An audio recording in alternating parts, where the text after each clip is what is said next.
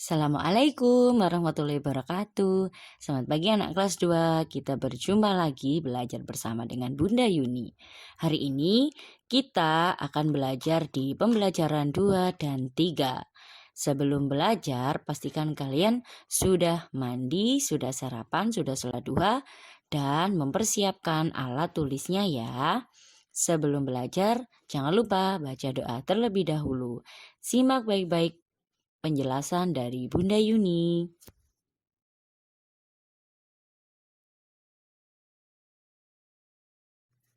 Nah, di pembelajaran 2, kita akan belajar bagaimana caranya menjawab pertanyaan berdasarkan teks keragaman benda. Nah, setelah kalian membaca teks, pastinya kalian bisa menjawab pertanyaannya ya. Yang pertama yaitu, pastikan kalian baca seluruh teks dengan seksama, kemudian kalian pahami isinya. Nah, jika masih kurang paham, ulangi lagi membaca teks tersebut dengan pelan-pelan ya, jangan terburu-buru. Dan yang ketiga yaitu tulislah atau ingatlah hal-hal penting apa saja ya yang ada di dalam teks tersebut.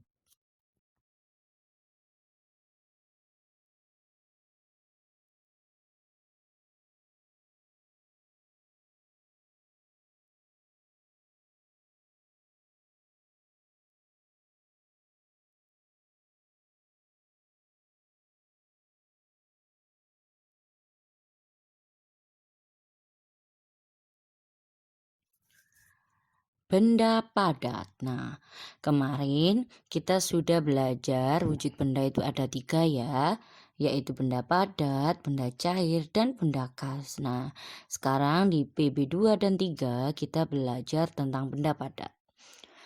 Benda padat banyak terdapat di sekitar kita. Benda padat mempunyai bentuk tetap. Ingat, ukuran benda padat juga tetap. Jadi, benda padat itu mempunyai bentuk dan ukuran yang tetap. Contoh benda padat adalah kelereng. Bunda kasih contoh kelereng ya. Nah, jika kelereng itu dipindah di meja ke lantai, maka bentuk dan ukuran kelerengnya tidak akan berubah. Tetap bukan? Nah, adapun dipindahkan ke berbagai tempat, bentuk dan ukuran benda padat akan selalu tetap. Jadi, kelereng itu walaupun dipindahkan kemanapun, di dalam lemari, di atas piring, di lantai, di atas meja. Nah, dipindahkan kemanapun, bentuk dan ukuran benda padat atau kelereng itu akan selalu tetap. Di sini ada ciri-ciri benda padat dapat berbeda satu sama lain. Dilihat dari ciri-cirinya ya. Ada benda padat yang bersifat lunak. Nah, benda padat yang bersifat lunak itu jika ditekan bentuknya dapat berubah. Ingat ya, ciri benda padat itu ada 3. Bersifat lunak, bersifat keras, dan bersifat lentur. Nah, jika bersifat lunak itu jika ditekan, bentuknya dapat berubah. Contohnya, lilin mainan, plastisin atau malam, dan tanah liat. Jika kalian menekannya, pasti bentuknya dapat berubah, bukan? Lalu ada benda padat yang bersifat keras. Meskipun ditekan, bentuknya tetap. Contohnya ada batu, kayu, dan kaca. Ada juga loh benda padat yang bersifat lentur. Nah, bersifat lentur ini jika ditarik atau ditekan akan berubah. Kemudian akan kembali ke bentuk semula. Contohnya karet gelang. Biasanya kalian suka bermain karet ya. Karet gelang dan squishy. Nah, pastinya kalian suka ya mainan squishy atau bisa buat sendiri rumah. Squishy itu jika kalian tekan akan berubah bukan? Lalu ketika kalian lepaskan tekanannya, pastinya akan kembali ke bentuk semula. Itu anak-anak ada ciri-ciri benda padat, yaitu bersifat lunak, bersifat keras, dan bersifat lentur. Menyebutkan berbagai aturan yang berlaku di rumah teman. Tentunya di rumah sendiri, di rumah teman, itu semuanya ada aturannya. Saat bermain di rumah teman, sebaiknya kalian mematuhi aturan-aturan yang ada di rumah temanmu. Nah, sikap mematuhi aturan itu hendaknya kita lakukan di mana saja. Misalkan seperti saat bermain di rumah teman ya. Nah, permainan akan berlangsung tertib jika kamu mengikuti peraturan. Di sini ada contoh peraturan ketika bermain di rumah teman. Yang pertama, sebaiknya kalian meminta izin sebelum meminjam mainan. Jadi, jangan asal ngambil-ngambil saja mainannya ya. Karena itu bukan mainan kalian, karena itu kalian sedang bermain di rumah teman. Yang kedua, yaitu tidak curang saat main. Nah, yang ketiga, merapikan mainan jika sudah selesai bermain. Ingat ya, harus dirapikan kembali. Yang keempat, tidak masuk kamar tanpa izin. Ingat, itu adalah rumah temanmu. Jadi harus yang sopan ya. Yang kelima, masuk rumah teman dengan mengucapkan salam. Itu yang lebih baik. Yang keenam, ketika kalian bermain jangan lupa waktu. Yang ketujuh, berpamitan kepada orang tua teman sebelum pulang ke rumah.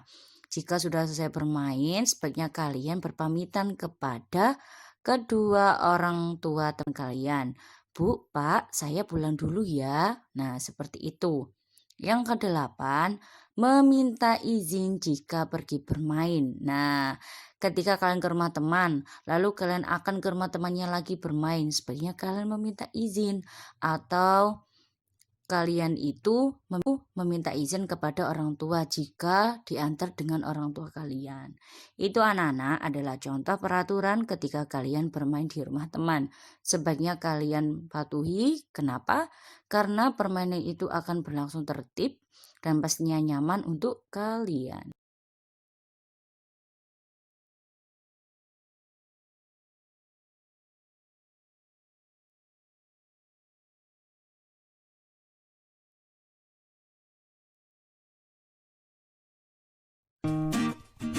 Di pembelajaran 3, kalian menjelaskan makna kosakata tentang keragaman benda. Apakah kalian masih ingat tentang kosakata yang berkaitan dengan keragaman benda? Coba diingat makna kata-kata berikut ya. Ada padat, ada cair, ada bentuk, dan ada ukuran. Nah, dari kata-kata di atas itu kalian bisa membuat kalimat. Perhatikan contohnya Bunda. Ada kosakata padat, makna dan kalimatnya. Ada kosakata padat, maknanya yaitu benda yang isi dan bentuknya tetap. Kalimatnya, meja itu benda padat.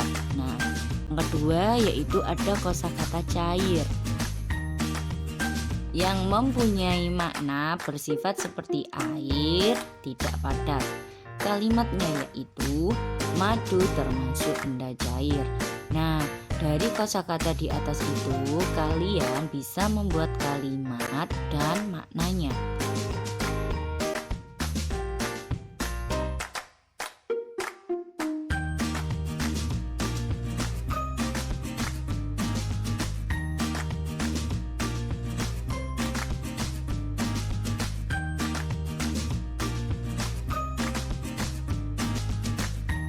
Tadi di pembelajaran 2 kita belajar benda padat, di pembelajaran 3 kita belajar benda cair.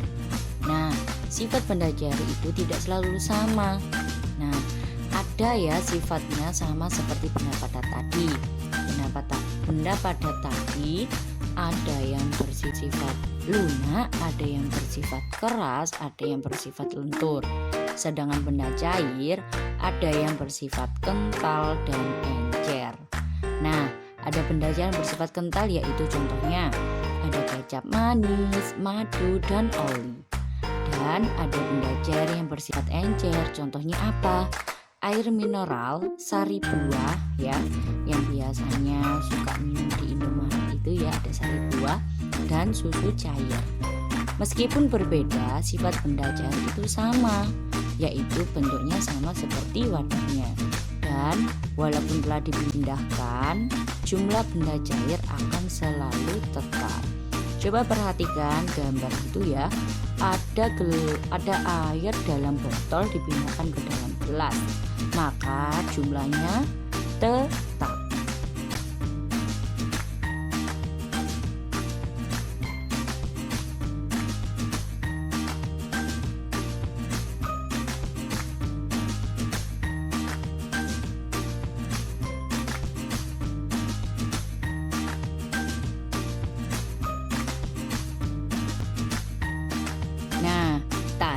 di benda cair, kalian menemukan kosakata, bentuk, ukuran, dan jumlah.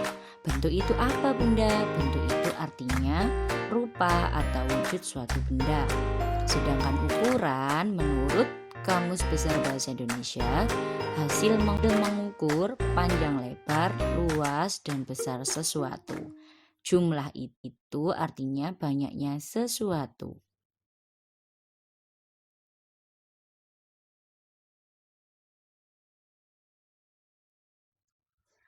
Menghitung perkalian dengan bilangan 2, 1, dan 0. Nah, urutan pada bilangan yang dikali itu tidak mengubah hasil perkalian ya. Coba perhatikan contoh berikut. Ada 3 dikali 4, berarti 4-nya dijumlahkan sebanyak 3 kali. Sama dengan berapa? 12. Lalu Bunda balik, 4 dikali 3, berarti 3-nya dijumlahkan sebanyak 4 kali. Hasilnya juga sama bukan? 12. Jadi 3 dikali 4 sama dengan 4 kali 3 itu sama-sama memiliki nilai 12. Ya, 3 dikali 4 atau 4 dikali 3 itu sama-sama memiliki nilai 12. Contoh, 2 dikali 6 berarti 6-nya dijumlahkan sebanyak 2 kali. Hasilnya berapa? 12. Jika 6 dikali 2 berarti 2-nya dijumlahkan sebanyak 6 kali mempunyai nilai 12. Jadi urutan pada bilangan yang dikali itu tidak mengubah hasil perkalian. Walaupun 2 dikali 6, 6 dikali 2 itu sama-sama memiliki hasil yang sama, yaitu 12. Apakah kalian sudah paham seperti contoh yang di atas?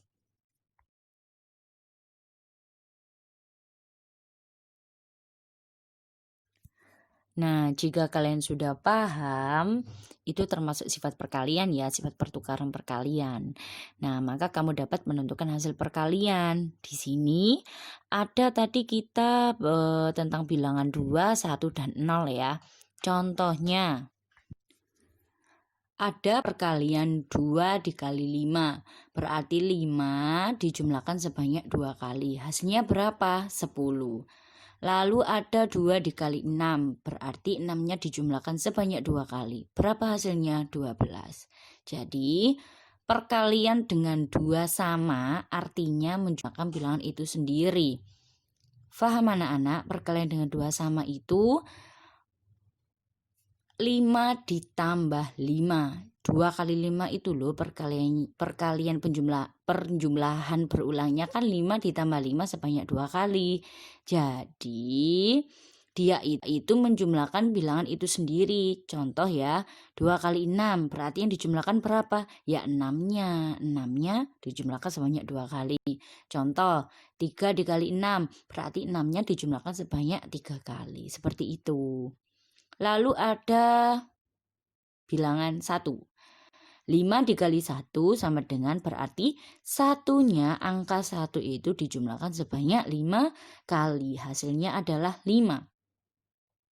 2 dikali 1 berarti satunya dijumlahkan sebanyak 2 kali. Maka hasilnya 2. 4 dikali 1 maka satunya dijumlahkan sebanyak 4 kali. Hasilnya sama dengan 4.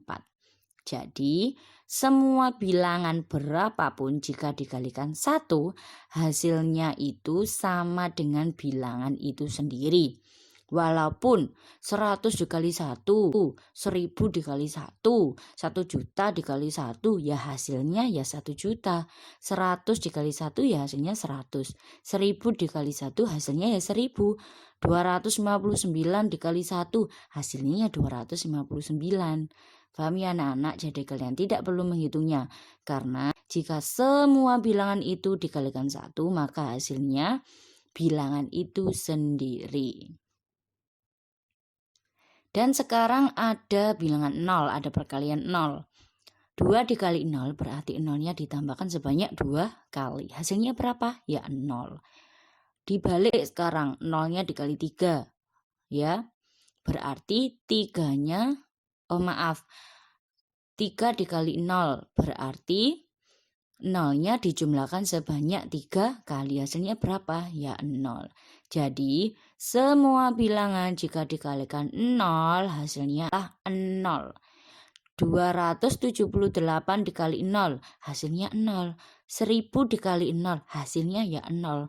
Jadi berapapun itu bilangannya, jika dikalikan 0 maka hasilnya adalah 0.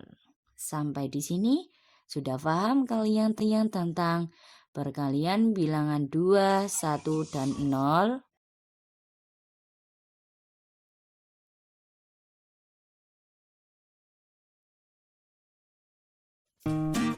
Sekarang ada kalian belajar melakukan gerakan kaki. Nah, kaki bisa digunakan untuk berbagai gerakan ya, yaitu ada gerak berjalan, berlari, atau melangkah ke samping. Nah, gerakan kaki itu juga dapat dirangkai menjadi suatu tarian. Coba perhatikan.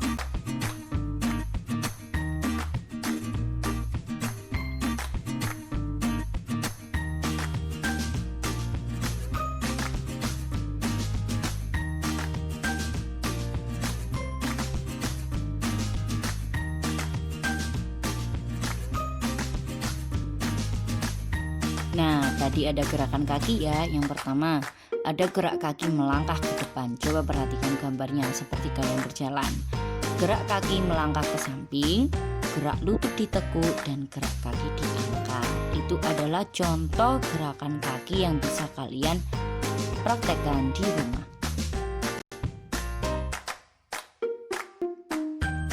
Nah, itu anak-anak adalah materi dari Bunda. Kalian belajar tentang menjumlahkan perkalian dengan bilangan 2, 1, dan 0, lalu menjelaskan kosakata tentang keragaman benda, ada mempelajari sifat-sifat benda padat dan sifat-sifat benda cair, lalu belajar tentang gerakan kaki apa saja. Nah, pastinya kalian sudah paham bukan? Nah, untuk itu kalian latihan soal, kalian kerjakan buku Bu Petik halaman 40 dan 41 nomor 1 sampai 3 dikerjakan di buku Bu Petiknya dan ditulis dengan rapi. Jangan lupa dikirim hasil tugas melalui Google Classroom Bunda. Bunda tunggu ya. Jangan lupa simak video sampai selesai ya. Jangan melihat tuh saja. Oke anak-anak, Bunda tunggu.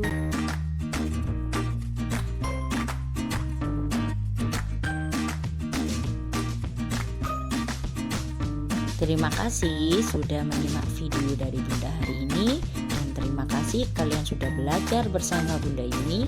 Tetap semangat dan jaga kesehatan. Sampai ketemu di pembelajaran 4 dan 5. Kurang lebihnya Bunda banyak kekurangan dan mohon maaf.